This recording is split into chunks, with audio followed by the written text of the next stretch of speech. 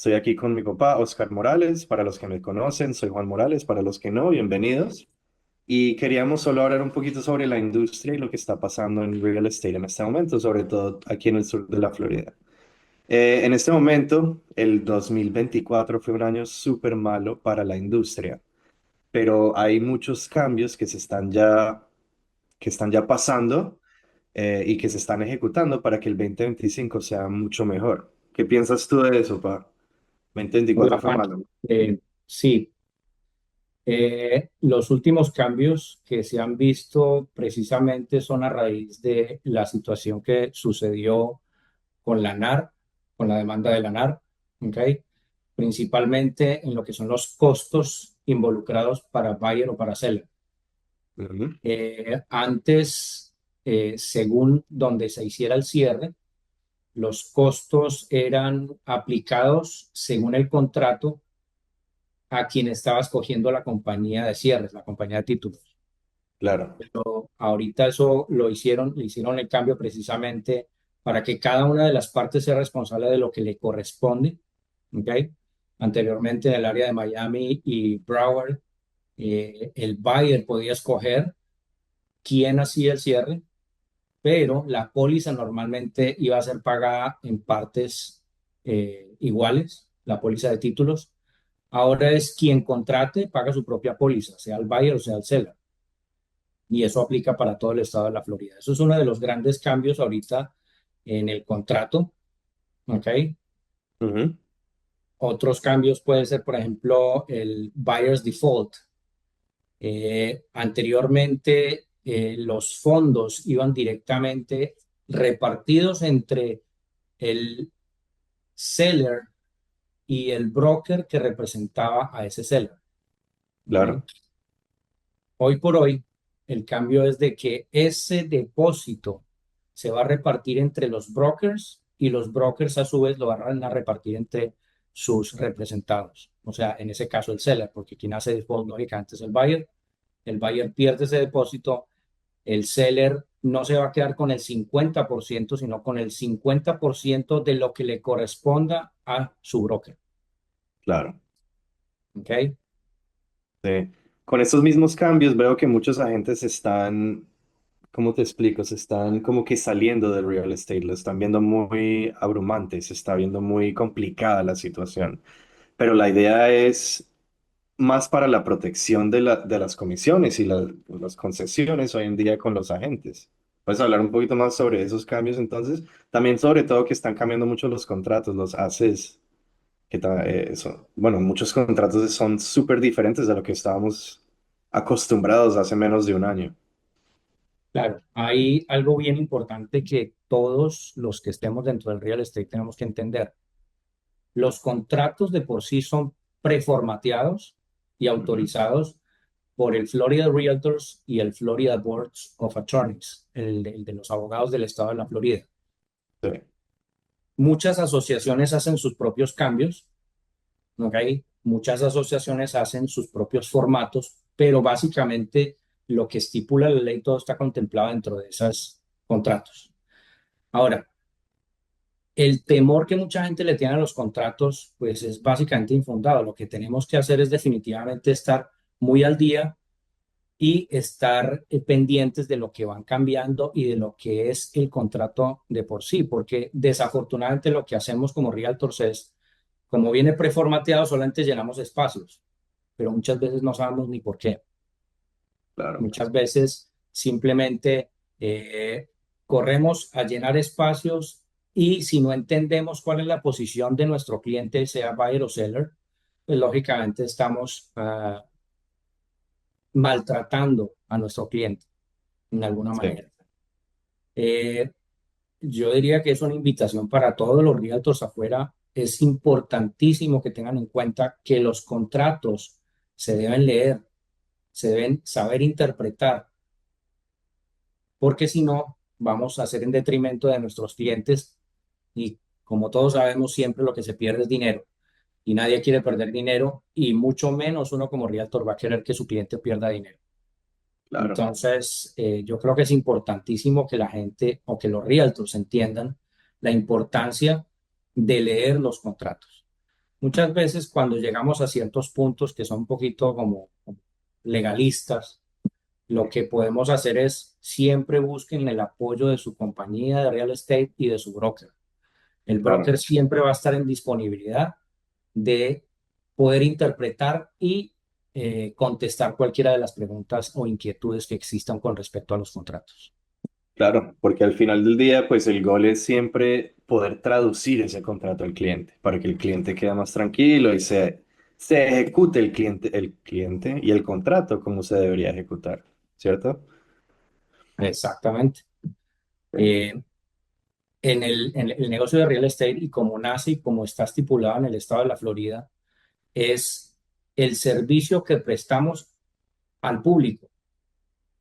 Y siendo un servicio prestado al público, debemos ser muy estrictos en lo que es el conocimiento de real estate para evitar precisamente, primero, que podamos perder nuestras licencias porque fácilmente la podemos perder. Bueno, Y muy fácil. segundo, que los clientes siempre estén satisfechos con nosotros, porque esto es un negocio que no solamente es vender una propiedad, es tener clientes que cuando compran su propiedad y la vayan a vender otra vez, nos vuelvan a buscar. Claro, lo que se llama repeat business, que muchos agentes desafortunadamente fallan en esa parte.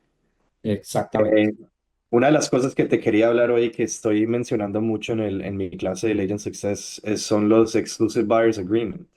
Los agentes entienden que eso es lo que se debe hacer hoy en día para poder recibir la comisión a nombre del cliente, pero muchos agentes no saben cómo ejecutarla. ¿Por qué dirías eso? Por la misma razón que las personas no leen el contrato o hay como una barrera de inglés a español. Muchos agentes me preguntan que si se pueden traducir los contratos, pero el verbaje legal siempre va a ser en inglés, ¿correcto? Correcto. Bueno, Que se puede... No, la dale. representación al buyer es un documento que ha existido toda la vida, pero casi Ujú. nadie lo utiliza. ¿Por qué? Porque es el temor que le tenemos a nuestros clientes, porque sabemos que hay mucho agente de real estate afuera y seguramente si yo trato de obligar a mi cliente a que me firme un Exclusive Buyers Agreement, seguramente va a decir, no, pues entonces yo me voy con este otro realtor que no me está exigiendo eso. Claro, Ahora, el Exclusive Buyers o Brokerage Buyers Agreement a quien protege principalmente es a mí como realtor, sobre todo después del cambio que hubo con la NAR, porque es la única forma de proteger la comisión cuando no está estipulada por ningún lado. Si yo no logro convencer o no logro obtener mi comisión por parte del seller, pues con mi buyer voy a tratar de obtenerla. Y ahí es donde viene el Buyer's Brokerage Agreement, donde dice que si yo no logro obtener una comisión por parte del vendedor, pues el buyer estaría dispuesto a pagar mi comisión. claro. Entonces es un Nadie poquito el debería miedo que le trabajar gratis. tenemos. Correcto, es el miedo que le tenemos a nuestros clientes, pero yo diría que debemos entender de que esto es un negocio como cualquier otro. Y nosotros cuando vamos al médico y de una vez nos ponen la factura de frente, pues no vamos a poder a decir, oiga, no, rebájele aquí o no quiero firmar, porque pues lógicamente es un servicio que me están prestando. Y de esa misma manera lo tienen que entender los consumidores. Ujú. Esta persona o este realtor es tan profesional que cobra por su servicio. Claro. Alguien le va a tener que pagar. Y como son comisiones, o sea el seller o sea el buyer, pero es un trabajo como cualquier otro y es tan profesional como cualquier otro trabajo. Claro, los agentes tienen que entender que nuestros consumidores son los clientes de nosotros. Y nosotros también tenemos que ir a mercar, tenemos que comer de algo y tenemos que vivir. Es así de Exacto. simple. Muchos agentes le tienen miedo a eso, tienes toda la razón. Y uno de los problemas más grandes es que nosotros no somos, como agentes de real estate, no somos capaces de decirle no a los clientes. Yo digo que es preferible decirle no a los que nos gasten el tiempo y poder ejecutar o invertir nuestro tiempo en clientes que sí nos den algo eh, para seguir adelante, por decir. Bueno, la última pregunta que te tengo para hoy es las tasas de interés. Muchos agentes están esperando que las tasas de interés bajen, lo cual han bajado, pero ¿hasta dónde van a bajar? ¿Qué dirías tú? Bueno, de acuerdo al gobierno actual, las tasas deberían bajar inmediatamente, pero cuando las tasas se bajan, se aumenta la inflación por el hecho de que la gente empieza a consumir más. ¿Ok? los precios se van a elevar. La Fed en este momento fue muy estricta y tiene potestad suficiente para decir, no vamos a variar las tasas de interés. Sin embargo, yo sí personalmente pienso que van a bajar, en algún momento van a bajar un poco, no a los mismos niveles que tuvimos hace varios años donde habían tasas del 2 y el 3%. Eso ya no va a existir, eso no Ya hay forma de quisiera, ya soportarlo. quisiera. Pero las tasas sí van a tender a bajar un poquito. Yo diría que no debe ser como el obstáculo para que la gente pueda obtener su propiedad porque las diferencias van a ser muy pocas. Hoy por hoy, lo que afecta más el precio de una propiedad no es ni siquiera la hipoteca o el mortgage. Lo que afecta son los impuestos a la propiedad y los seguros a la propiedad. Eso es lo que más afecta. Sí, esos impuestos se ven altísimos también.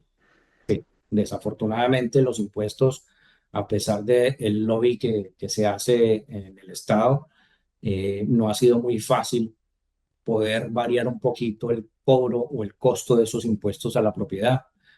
Y las aseguradoras, pues lógicamente siempre han tenido demasiado poder y es muy difícil que ellos, después de estar acostumbrados a ganar tanto, pues quieran bajar un poquito sus costos de las pólizas. Claro. ¿Cómo ves el 2025 entonces? Mucho mejor que el 24, me imagino. Yo diría que sí, yo diría que el 2025 hay más oportunidad porque otra vez volvemos a tener inventario, lo que no existía hasta hace pocos años. El año pasado fue un poco difícil porque aparte de las tasas de interés altas, pues el inventario tampoco había aumentado, entonces era muy difícil obtener una propiedad.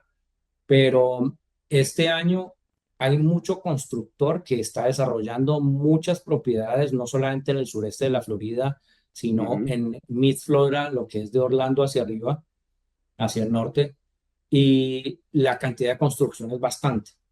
Esto que ha hecho que el inventario incremente y que el valor de las propiedades se estanque un poco. Claro, Entonces, yo creo que para un comprador en este momento es bueno, para un vendedor es bueno desde que tenga su propiedad en el precio correcto.